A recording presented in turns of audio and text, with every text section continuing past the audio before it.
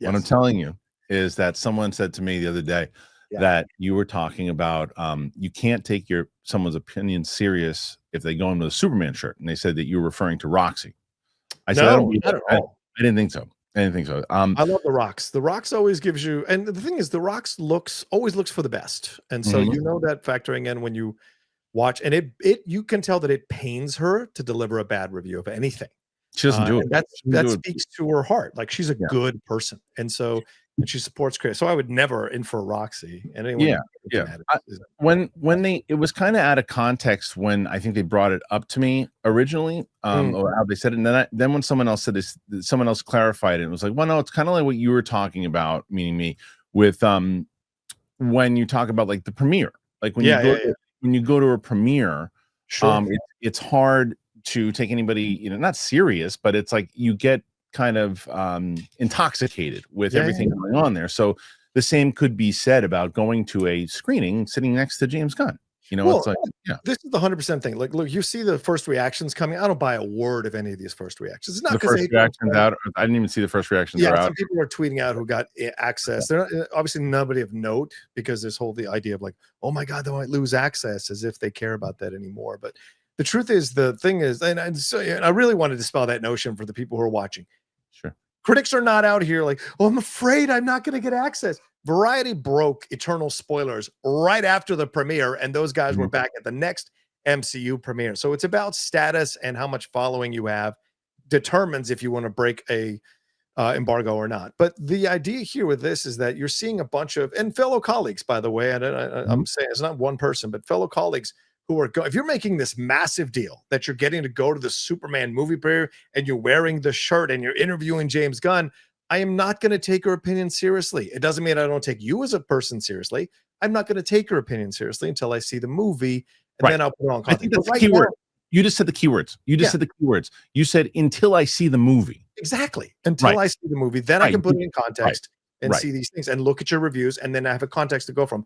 And the thing is, WB carefully selects who they invite to these premieres. And they've been doing this for years. That's why you see the same people getting the same access to these things and getting to see these movies, because they know they're going to deliver more often than not positive comments about the film to get people into it. This is what studios are doing now. Influencers, all this stuff. They're ignoring critics that might actually deliver an honest opinion. They wait till the next wave of critics, because they know that people are afraid to lose access, because they love kissing their own ass about the access they get on social media.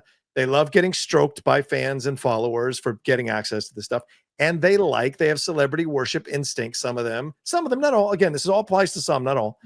They have celebrity worship instincts to want to be close to these creatives. Sure. So it's all that you got to factor into it. So I get your bag, work your game. For me personally, I'm not telling other people feel this way. Me personally, I don't take anything seriously until I see the movie. All right. I know that you guys know Viagra. I know you know Cialis, and you probably even tried them. But if you're looking for something beyond just the usual pill, you gotta meet RUGIET Ready.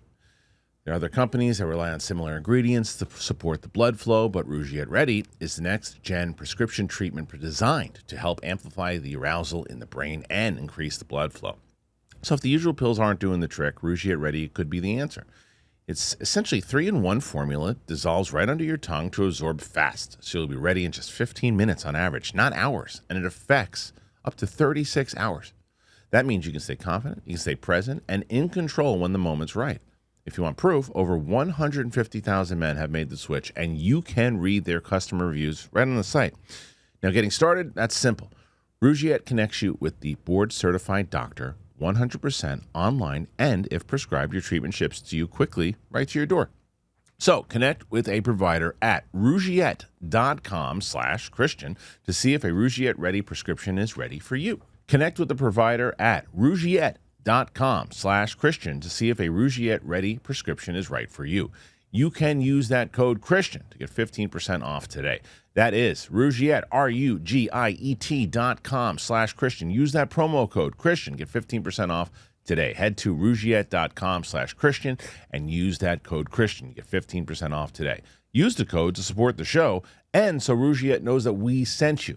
individual results may vary with prescription treatment. Compounded drugs are permitted to be prescribed under federal law, but are not FDA approved and do not undergo FDA safety, effectiveness, or manufacturing review. Please visit the RUGIET website for full safety information. I think a lot of that is fair. I also think that I think we've discussed this many times over. I think what the studio does, and I think rightfully so, is they bring people who they think are going to really enjoy the experience of going and maybe having a lot of fun and not inviting the critics until they have to, because it used to be, as we mentioned many times over, the critics were really the first ones who got access to it because there were no influencers. There were this respect for it. Yeah. Right. Influencers now are a great marketing tool. And I'm telling you right now that if I was the studio, I would do the exact same thing. I would have the people excited for my movie first to get the word with audiences, to get the people out there to see these movies. I do think that what the difference is that for you, you're talking about your own personal experience. I would say your personal opinions. I would say that for people, because there might be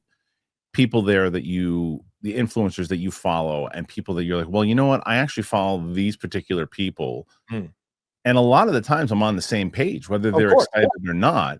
And so this is just going to enhance my experience when I see it, because even if they say it stinks, I'm still going to see it. It's just the fact that the people I already follow and that I enjoy are enthusiastic about it the way that I am. Well, then I'm going to be excited. Now, the flip side to that is if you don't like those people that are seeing it, or you don't, not that you don't like them, but if you're not interested in their opinions on it, then you're like, well, of course they're going to like it. They're excited about it. Then that's who you're supposed to invite. You understand marketing behind it, but for you, that's not gonna. You're waiting for the press screens to come out and then to formulate your own opinion on it. Which 100%. And again, I don't begrudge anybody getting into a status and doing these kinds of things. It's just my own personal point of view. I don't take you seriously about your opinion of the movie till I see it. Then I can put it in context and take a look at it. But that's the game, the way it is now. You know, it used to be, as you said, the critics would go in first, but of course these studios spend so much money on these films.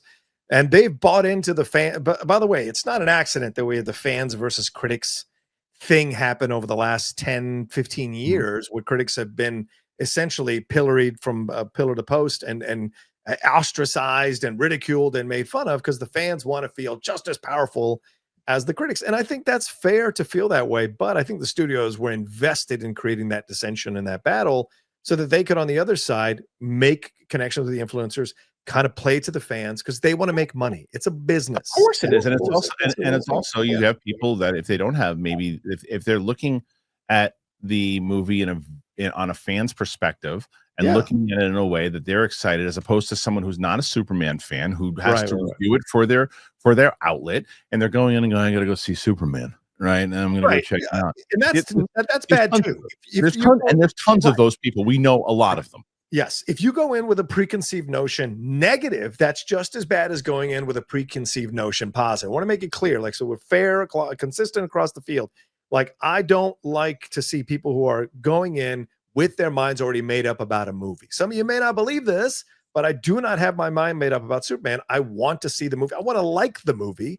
It doesn't mean that I will, or it means that, or I might. I don't know, but I'm open to it all. And I don't like people who go in who are like, oh, this is going to be amazing. He farted in the film. It's the greatest fart in the history of cinema. And then other people who go in who go like, no, everything's terrible. The sweet moment, I didn't buy a word of it. Like, there are too many people invested on both sides of the fence for their own personal gain to have a preconceived notion ahead of time. I think so. Yeah, and that's why I said I was going to ask you about it on Monday, because I was like, I got to see, because it's easy to say, well, Rocha said that Roxy didn't like it because it's short and you can't take those people seriously. And then someone else clarified inside the comments the same thing. Well, no, he was kind of saying more so what you were saying about the premiere, which I don't disagree with you. And you're also talking about your own personal thing. So either way. And Roxy isn't paid by DC. Just want to make it clear. And that's the difference. And so the people who are going, and again, there are colleagues of mine who have done the interviews. Mance did the interviews with Superman cast. My friend Sean O'Connell did the interviews with Superman. So I love them all. Will not take them seriously until I see the movie. Understood. All right. Well, then I have to ask you guys out there: do you guys take this seriously? Do you guys listen to the first reactions out there? And another point that we didn't really make either is the fact that the embargo is still up. Yeah, the embargo might drop for the influencers the same time it drops for the critics. So everybody's opinions of this movie might come out at the same time. So all this is going to be a moot point. A moot point, Joey? No, moot point. So make sure you put your comments in there, put your thoughts in there.